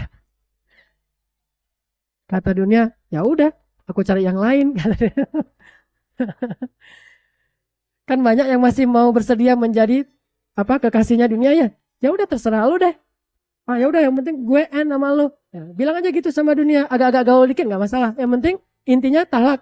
Dunia aku talak engkau dengan talak 3. Sehingga Ali bin Abi Thalib ketika beliau jadi khalifah nggak mempengaruhi beliau itu gajinya kecil atau besar, nggak mempengaruhi kinerja beliau. Kenapa? Udah ditalak. Sama dengan kita. Nggak mempengaruhi bayarannya kecil atau besar, ya tetap kita sungguh-sungguh. Kalau itu baik, ini namanya udah mentalak dunia. Tapi kalau kita bisa mencari yang lebih baik dalam urusan rezeki, pekerjaan, nggak apa-apa kita cari. Karena apa? Karena mereka butuh. Bukan karena saya cinta. Tapi saya ingin memenuhi kebutuhan keluarga saya, wafa. Wafa itu memenuhi hak. Sifat wafa itu sifat orang mukmin. Saya ingin memenuhi hak istri saya, hak anak-anak saya, kebutuhan mereka. Bukan karena saya cinta dunia, enggak sama sekali. Saya sedih karena melihat mereka kekurangan, kelaparan itu membuat saya sedih. Bukan karena saya lapar, biasa aja lah bagi saya kalau saya lapar. Tapi kalau mereka lapar saya nggak kuat. Itu mungkin masih wajar lah, bertahap ya, sampai ke tingkat seperti Nabi Ibrahim alaihissalam, seperti Hajar, seperti Ismail alaihissalam. Ini baru namanya mereka mentalak dunia. Makanya ketika Ali dengan Fatimah hidupnya sangat terbatas, dari sejak mereka menikah itu kan acaranya udah nggak duniawi banget kan ya. Masih ingat gimana acara resepsinya Ali dengan Fatimah? Maharnya apa? Maharnya itu minjam ke calon mertua. Minjam kepada Rasulullah. Apa yang dipinjam? Baju perang. Ini maharnya. Terus acara pernikahannya berapa menu makanannya? Ada yupa-yupa, ada pecel, ada segala macam? Enggak. Cuma satu menu. Susu saja. Cuma susu. Terus pakaian pengantin perempuannya? Ada bekas tambalan sampai 14 bekas tambalan di pakaian pengantin. Itu pun enggak nyewa. Mana ada yang nyewain kayak gitu. Itu pun warisan dari ibunya yang mulia, yaitu Khadijah. Warisan Khadijah, perempuan yang sangat kaya, jatuh miskin gara-gara dakwah. Kemudian mewariskan baju untuk Fatimah. Itu baju paling bagus. Kalau enggak bakal dipakai di hari itu kan. Baju paling bagusnya itu ada 14 tambalan. Coba, gimana baju sehari-harinya? Itu baju pengantin, 14 tambalan. Apakah setelah itu mereka acaranya tuh bete? Terus yang datang salaman, semoga sakinah mawaddah warahmah. Orang Indonesia, sakinah mawaddah warahmah. Sakinah apa orang acaranya kayak gini? Enggak kan? Biasa aja tuh. Tapi coba zaman sekarang, kalau nggak 1 miliar, itu anaknya nggak mau nikah. Tuh artis itu aja 2 miliar. Saya kalau belum jadi artis ya 1 miliar lah. Nanti kalau udah jadi artis baru 2 miliar. Mana ada cerita kayak gitu. Terus baju pengantinnya itu sampai 15 meter di belakang ketarik, keinjak-injak. Terus juga acaranya itu harus di sebuah tempat yang megah, mahal. Terus juga kotak cancelingnya itu ada di setiap sudut di mana-mana. Terus yang lihat terus ada yang nungguin lagi kan ya? Udah kotak cancelingnya itu ditaruh di depan, ditungguin kan? Yang nungguinnya itu 2 orang supaya nggak bisa dikelabui. Diliatin gini. Jadi kita datang kalau nggak masukin itu nggak enak banget. Sehingga banyak kasus masukin juga cuma amplopnya kosong, kan banyak tuh, terutama di kampung-kampung. Bahkan saudara saya pernah ngalamin kayak gitu. Dari sekian banyak amplop, setengahnya itu kosong. Kenapa? Karena nggak enak ditungguin soalnya, daripada cemberutin, ya udah masukin. Padahal isinya kosong. Nah ini kita terpengaruh bahagia dan tidak bahagianya hari pernikahan kita oleh berapa budgetnya dan berapa penghasilan dari budget itu nanti. Ini dunia. Sementara Ali dan Fatimah nggak terpengaruh tuh, biasa aja. Walaupun Nabi juga gitu kan, Nabi beberapa kali menikah. Salah satu acara pernikahan Nabi yang paling lumayan besar itu nikah dengan siapa? Nikah dengan siapa? Yang paling lumayan lah acaranya. Siapa? Setelah Khadijah. Khadijah kan belum jadi Nabi. Setelah jadi Nabi, siapa acara pernikahan Nabi yang paling nyembelih onta, segala macam kormanya banyak? Siapa? Sofia. Orang Yahudi yang dinikahi Nabi setelah perang Khaybar. Kenapa acaranya gede-gedean? Karena pernikahannya baru menang perang. Dan perjalanan pulang. Dan banyak sahabat-sahabat yang ingin merayakannya. Akhirnya dipotonglah beberapa puluh ekor onta. Terus kormanya lagi banyak-banyaknya dibagi-bagi. Emang acara itu agak gede. Sementara yang lain sederhana-sederhana sekali. Aisyah itu sederhana. Terus juga Hafsah itu sederhana. Apalagi Ummu Salamah, apalagi Saudah. Semuanya sederhana. Apakah mengurangi kebahagiaan rumah tangga mereka? Enggak, biasa aja. Cuma sekali rumah tangga Nabi pernah ribut gara-gara masalah dunia. Itu aja langsung turun ayat coba. Sekali-kalinya langsung turun ayat. Coba kalau kita berkali-kali, kayaknya udah satu Al-Quran masalah kita doang tuh. Hari ini, besok turun ayat terus menegur kita. Kalau istri Nabi cuma sekali, langsung turun ayat. Surat apa? Surat Al-Ahzab.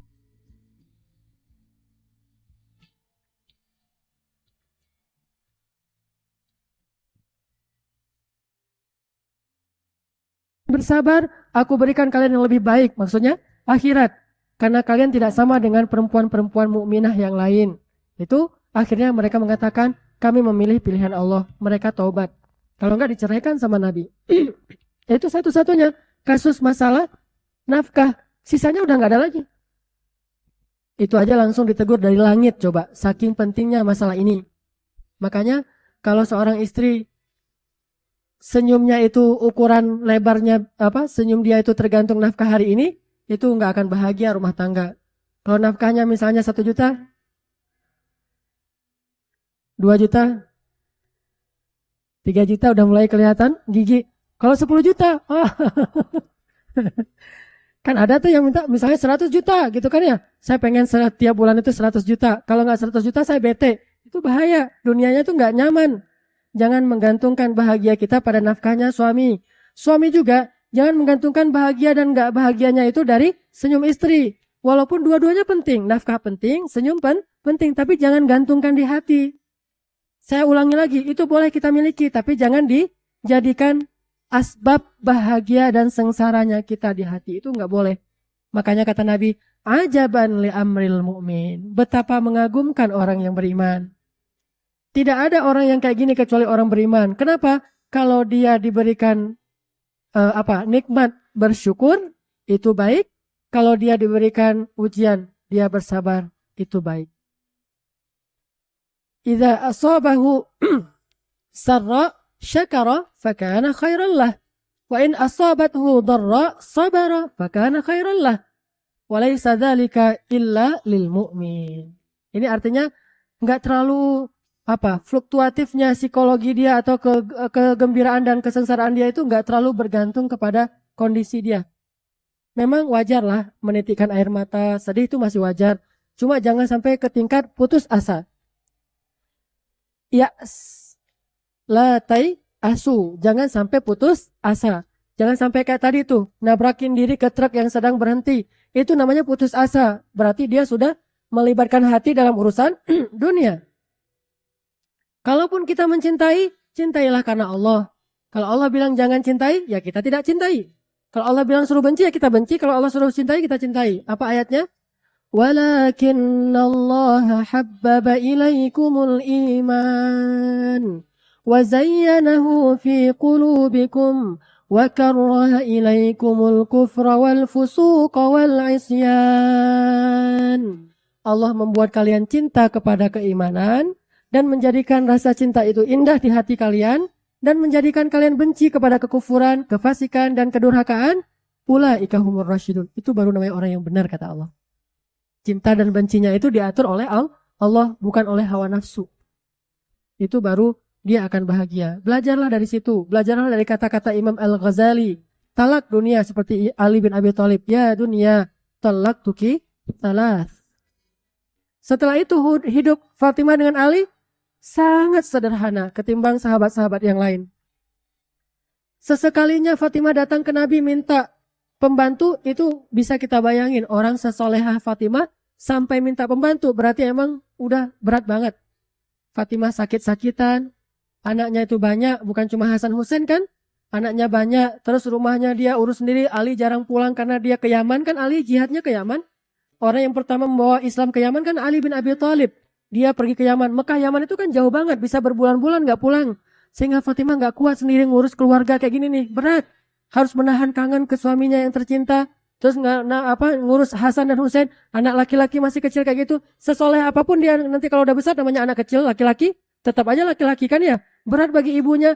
Akhirnya dia setelah Ali pulang curhat, aku gak kuat kayak gini terus, capek banget. Badanku jadi kurus gini segala macam. Ayo udah kita pergi ke rumah Rasulullah, yuk kita minta bantu Rasulullah, minta pembantu. Ternyata Rasulullah gak bisa ngasih pembantu, dikasih apa? Dikasih zikir. Coba, udah gak ngasih pembantu, ngasih lagi tambahan zikir. Enggak, justru mereka paham itulah yang membantu mereka, bukan pembantu, bukan mesin cuci, bukan alat-alat otomatis di Jepang, tapi zikir. Itu jauh lebih otomatis. Kata Ali, sejak hari itu aku tidak pernah lagi meninggalkan zikir subhanallah 33 kali, alhamdulillah 33 kali, Allahu Akbar 34 kali sebelum tidur. Beda dikit dengan setelah sholat. Kalau setelah sholat Allahu Akbar 33 kali juga, cuma ditutup dengan la ilaha illallah wahdahu la syarikalah lahul mulku wa lahul hamdu wa huwa ala kulli syai'in qadir. Tapi kalau sebelum tidur Allahu Akbarnya itu 34 kali, beda tipis. Setelah itu Fatimah jadi lebih kuat, lebih sabar, lebih tangguh. Ternyata kadang Allah membantu kita itu bukan dengan mengangkat masalah kita kan ya. Tapi seringkali Allah kalau sayang sama hambanya membantu mereka dengan menguatkan hati mereka. Bukan diangkat masalah. Enggak selalu Allah membantu dengan mengangkat masalah, ujuk-ujuk langsung hilang masalah, enggak. Kadang-kadang masalahnya enggak hilang-hilang lama, tapi Allah kuatkan hatinya. Penyakit enggak langsung sembuh seperti Nabi Ayub, butuh 18 tahun baru sembuh. Tapi sepanjang 18 tahun, setiap hari Allah tolong Nabi Ayub. Apa bentuk pertolongannya? Dikuatkan hatinya. Itulah pertolongan yang paling besar. Dan ini lebih istimewa daripada diangkatnya masalah. Kenapa lebih istimewa? Kalau masalah tidak diangkat tapi hatinya dikuatkan, maka setiap hari Allah hapus dosanya, Allah angkat derajatnya, Allah beri dia pahala dalam setiap musibahnya. Itu lebih baik. Tapi setelah itu baru Allah angkat masalahnya. Fatimah ditolong oleh Allah bukan dengan dikasih pembantu. Ditolong oleh Nabi bukan dengan dikasih pembantu, bukan dikasih dengan alat-alat rumah tangga yang komplit. Tapi ditolong dengan dikuatkan hatinya lewat zikir. Sehingga sejak saat itu Fatimah gak pernah lagi mengeluh. Dia kuat menghadapi ujian rumah tangga. Ini Ali dan Fatimah. Dunia bagi mereka gak terlalu berpengaruh. Mereka gak minder sebagai orang miskin. Bahkan seringkali ada masalah antara Ali dan Fatimah, gak sampai membuat mereka gimana gitu. Udah kalau ada masalah, Ali keluar dari rumah ngapain? Taruh tanah di atas kepala. Terus dia duduk di bawah pohon bernasyid. Nah, gitu-gitu tuh. Ali tuh gitu orangnya. Orangnya soleh, banyak ilmu. Tapi kalau lagi ada masalah dengan Fatimah, ekspresi Ali itu taruh tanah di atas kepala, terus duduk di dalam masjid atau di bawah pohon sambil bernasyid. Pernah Ali lagi bernasyid dalam masjid, datang Umar. "Ya Ali, kenapa kamu bernyanyi di dalam masjid?" Kata Ali, "Ya Umar, sesungguhnya aku pernah melakukan hal yang sama dan waktu itu masih ada Rasulullah tapi beliau diam." Berarti itu boleh. Bernasyid di dalam masjid itu aslinya boleh, walaupun jangan dijadikan masjid itu tempat nyanyi, bukan. Tapi boleh, misalnya nih, asal jangan kenceng-kenceng ya. Jangan teriak-teriak dalam masjid, sendiri gitu ya, lagi duduk. La isha illa ishal akhirah, Allahumma arham ansara wal muhajirah, la in qa'adna wa nabiyyu ya'malu, fadhaka minnal amalul mudallalu. Itu kan bisa. Atau saya sering nyanyi lagu tentang penghafal Quran. Ya qari'al apa? Ya gimana sih? Lupa lagi. Nanti teringat. Nah itu kadang-kadang dinyanyiin di dalam masjid. Habis ngulang hafalan misalnya. Nggak enak kalau bilang kita capek ngulang hafalannya. Nggak boleh. Tapi yang namanya manusia. Akhirnya udah selesai mengulang hafalan. Pengen hiburan apa ya? Nasyid. Boleh. Ali juga beberapa kali pernah bernasyid di dalam masjid. Ditegur sama Umar. Kata Ali, aku pernah melakukan hal yang sama dan Nabi ada. Dan Nabi diam. Berarti boleh. Kenapa Ali bernasyid? Ngilangin masalah. Karena dia mungkin ada masalah dengan Fatimah, namanya juga rumah tangga kan ya. Sesoleh apapun tetap aja ada masalah. Nabi aja pernah menceraikan 2 istrinya. Saking itu berarti Nabi udah soleh, istrinya pasti soleh banget. Tapi tetap ada masalah. Ismail pernah menceraikan istrinya. Hajar dengan Sarah juga, dengan Ibrahim juga pernah punya masalah. Jangan pikir kakek dan nenek kita yang jadi cerita endless love itu siapa? Adam dan Hawa itu gak pernah punya masalah. Ada juga masalahnya. Walaupun jadi simbol cinta sejati kan ya, Jabal Cinta, Gunung Cinta di mana? Jabal Rahmah. Sampai banyak orang yang kemarin pas saya umroh ya, ada ibu-ibu bawa foto tetangganya. Saya bilang, panggilannya Binyai ngapain bawa foto tetangga? Ini Ustadz, dia pengen ditaruh fotonya itu di Jabal Rahmah. Soalnya usianya 35 tahun belum menikah, jadi pengen ditaruh fotonya di situ biar kecantol gitu. Kecantol apa? Kecantol onta kali ya. Ini simbol cinta. Tapi tetap aja ada masalah. Secinta apapun tetap ada masalah. Jadi jangan heran kalau Ali dan Fatimah ini ada masalah, biasa aja lah. Memangnya dia malaikat. Nah cuma cara bereaksi dan merespon masalah itu baik. Enggak sampai ribut-ribut sampai gimana gitu. Ya udah, Ali daripada ribut-ribut dia keluar. Dia taruh tanah di atas kepala. Dia bernasyid. Ngapain sih taruh di atas kepala? Tanya aja sama Ali, saya juga gak ngerti sampai sekarang. Cuma Nabi kalau ngelihat Ali udah taruh tanah di atas kepala, Nabi tahu banget, oh ini lagi ada masalah sama anak gue nih. Disamperin sama Nabi, ya Abat Turab, wahai bapak tanah.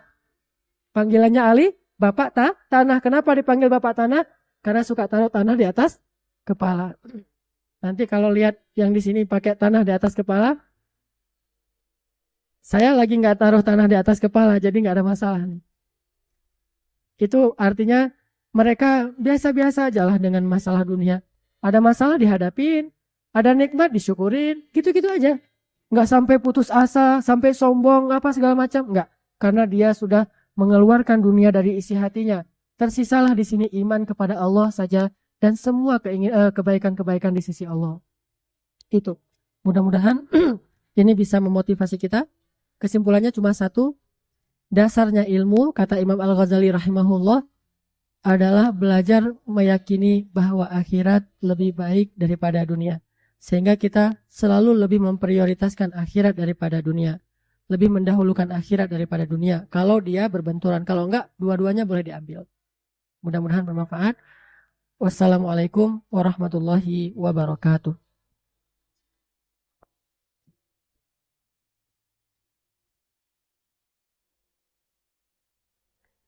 Jazakallahu khairan katsiran kepada Ustadz Hanan Attaqi.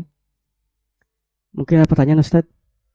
Ya, untuk laki-laki silakan yang bertanya.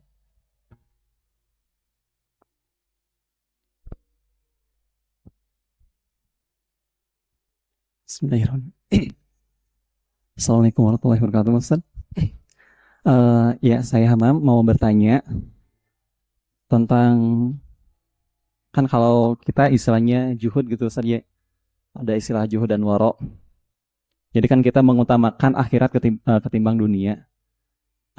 Yang saya ingin tanyakan itu, dalam konteks isi ayat Al-Quran yang walatan sanasibaka minad dunya itu ya seperti apa Ustaz, arahannya maksudnya kemana gitu Ustaz itu. Terus jadi kan tadi pernah disebutkan juga apa sih ya lebih baik mati atau wafat dalam keadaan miskin gitu Ustaz. Sebabnya kalau di akhir kan miskin lebih cepat penghisabannya gitu kan ya. Nah, tapi kan ada satu nggak tahu apa ini perkataan yang seperti ini Ustaz kan kalau misalnya kemiskinan itu lebih dekat pada kekufuran gitu Ustaz. Nah itu Ustaz, jadi bagaimana itu Ustaz? Hatur nuhun saja jazakumullah khairan.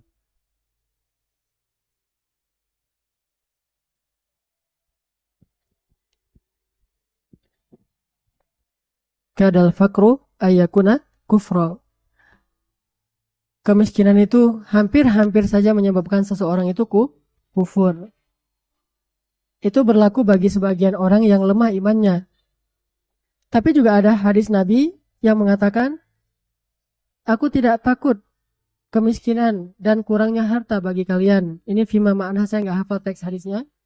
Yang aku takutkan ketika Allah membukakan bagi kalian kesenangan-kesenangan dari pintu langit dan bumi. Sehingga sedikit demi sedikit kalian menjauh dari Allah. Itu juga bisa. Makanya hadis ataupun Al-Quran ataupun kata-kata ulama itu jangan kita lihat dari satu sisi. Itulah syumuliyahnya Islam. Melihat Islam itu harus utuh. Jangan kita tahu hadis ini lantas seolah-olah yang lain itu nggak ada.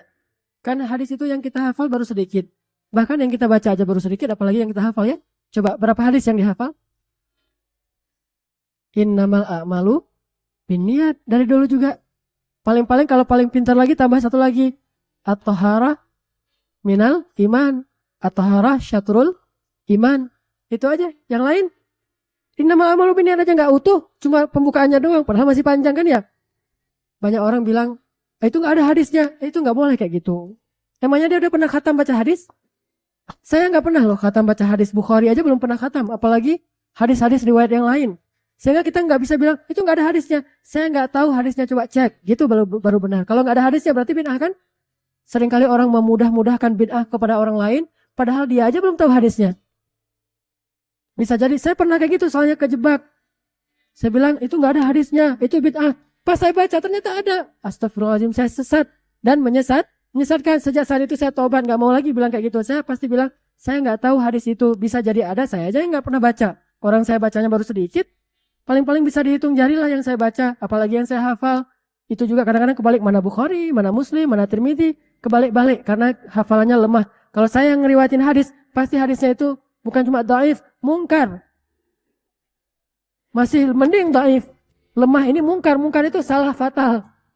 Karena hafalannya su'ul hifzi, lemah hafalan. Makanya kalau ada hadis itu, ada juga hadis ini. Artinya dua-duanya itu bisa menjeratkan, menjerumuskan manusia kepada kekufuran, atau bisa juga menjadikan manusia itu jalan ke surga, kekayaan dengan sedekah, kemiskinan dengan kesabaran. Makanya semua itu kita lihat dari konteks masing-masing. Nabi berbicara gini, siapa lawan bicaranya? Bisa jadi kayak gitu. Makanya ada yang nanya, ya Rasulullah, amal apa yang paling istimewa? Kata Nabi, birrul walidain. Apakah berarti yang lain gak istimewa? Nanti ada hadis lain. Ya Rasulullah, apa amal yang paling disukai Allah? Menyambung silaturahim. Terus yang kesempatan lain, sholat di tepat waktu. Di waktu yang lain, kan macam-macam kan?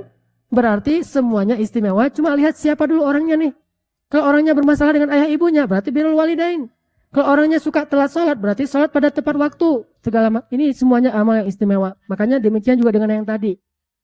Hadisnya terlalu banyak. Jadi kemiskinan ujian, kekayaan juga ujian. Tapi kemiskinan, ada hadis dia lebih cepat masuk surga. Bisa jadi orang kaya itu juga bisa lebih tinggi derajatnya di surga karena kekayaannya kan ya. Makanya kata Nabi apa? Tidak boleh kita merasa iri kecuali dua jenis orang kan. Salah satunya siapa? Orang kaya yang menghabiskan hartanya di jalan Allah. Kita harus iri. Ada gitu hadis kita harus iri sama orang miskin? Mungkin ada, saya aja nggak tahu.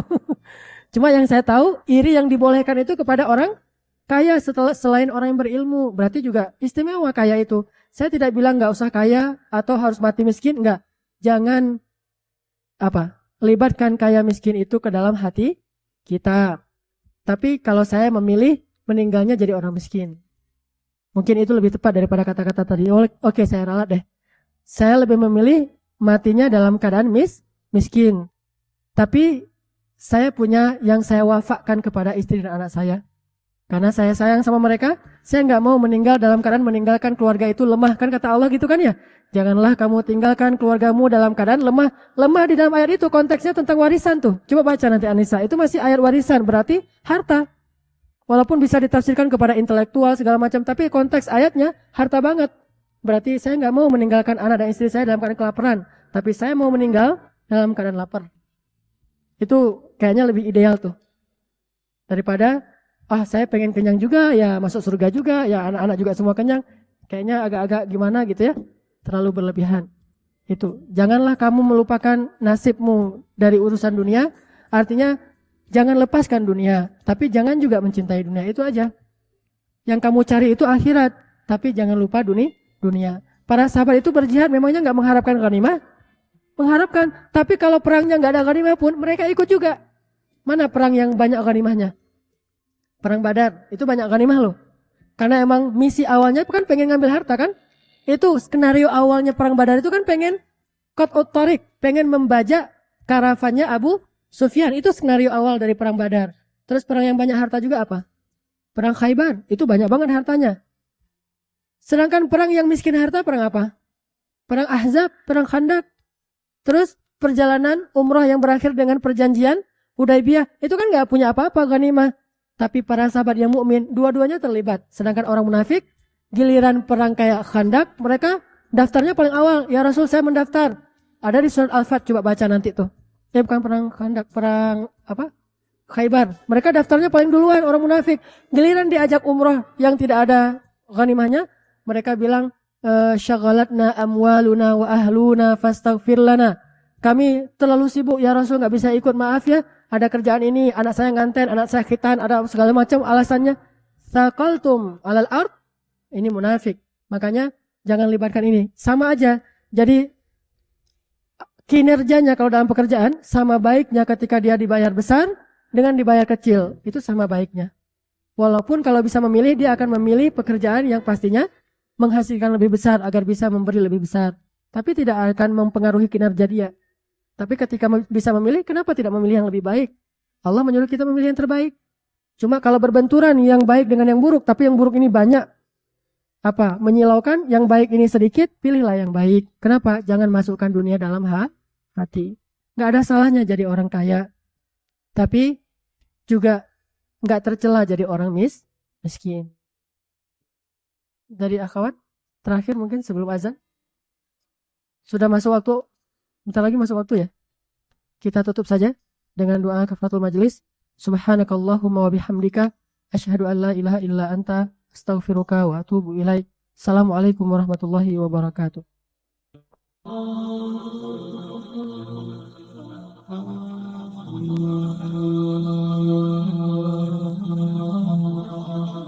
Orang gak bakalan kecewa kalau bersandar kepada Allah. Itu gak bakalan. Bahkan kita bisa bilang mustahil. Mustahil seseorang itu kecewa gara-gara berpegang, bersandar, menyerahkan dirinya kepada Allah. Itu mustahil.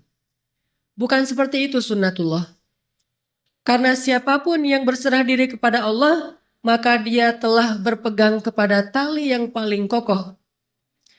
وَمَنْ يُسْلِمْ وَجْهَهُ إِلَى اللَّهِ وَمَنْ يُسْلِمْ وَجْهَهُ إِلَى اللَّهِ وَهُوَ مُحْسِنٌ فَقَدِ اسْتَمْسَكَ بِالْعُرْوَةِ الْوُثْقَى وَإِلَى اللَّهِ عَاقِبَةُ الْأُمُورِ. Siapa yang menyerahkan dirinya kepada Allah dan dia senantiasa berbuat baik, maka sesungguhnya dia telah berpegang kepada tali yang paling kokoh dan kepada Allah segala urusan dikembalikan. Jadi nggak ada orang yang kecewa kalau dia berpegang kepada Allah. Masalah apapun, masalah rezeki, masalah jodoh, terutama yang kedua. Kalau kita bergantung kepada Allah dalam urusan jodoh, maka insya Allah kita nggak akan kecewa. Mak comblang yang paling baik itu adalah Allah. Kalau mak comblangnya Ustadz, kadang-kadang ngecewain. Ustadz, ini CV saya. Oh ya, kriteria yang kamu cari seperti apa? Saya emang gak susah-susah Ustadz, standar-standar aja. Ya standar yang gimana? Yang tingginya 180, yang kulitnya bening, sampai kalau minum kelihatan airnya ngalir gitu, transparan. Kemudian yang hidungnya seperti pedang, yang matanya seperti bidadari. Tahu mata bidadari? Besar dan sayu, tapi nggak gelok. Nah ini kriterianya. Terus kata Ustadz, kalau yang kayak gitu Ustadz juga mau gitu ya. Akhirnya pas ketemu Ustadznya duluan yang ta'arufan. Ini kalau mak comblangnya manusia. Tapi kalau mak comblangnya Allah jauh lebih meyakinkan dan gak bakalan kecewa. Dengan kriteria apapun, wahuwa ala kulli syai'in qadir. Dan kalau Allah menjanjikan yang baik akan ketemu dengan baik, pasti innahu la yukhliful mi'ad. Allah tidak pernah mengingkari janjinya. Masalah apapun, kita harus mengandalkan Allah. Coba deh, selalu ngandelin Allah. Bahasa gampangnya gini, udah tenang aja, ada Allah. Itu. Dan kalau kita sudah melibatkan Allah, la yudayya'akallahu idzan. Itu pasti, Allah nggak bakalan ngecewain kamu. Kalau udah ngandelin Allah, ini gimana nih? Udah, tenang aja, ada Allah. Allah tidak akan mengecewakan. Salah satu kalimat udah tenang aja ada Allah adalah la tahzan innallaha ma'ana. Kalau kita ada teman lagi galau gitu, terus kita bilang, la tahzan innallaha ma'ana. Kalau bahasa kita, woles bro, tenang aja ada Allah. Santai bro, karena ada Allah. Itu bahasa Arabnya la tahzan innallaha ma'ana. Andalin Allah dalam masalah kita. Ada masalah apapun, serahin aja sama Allah.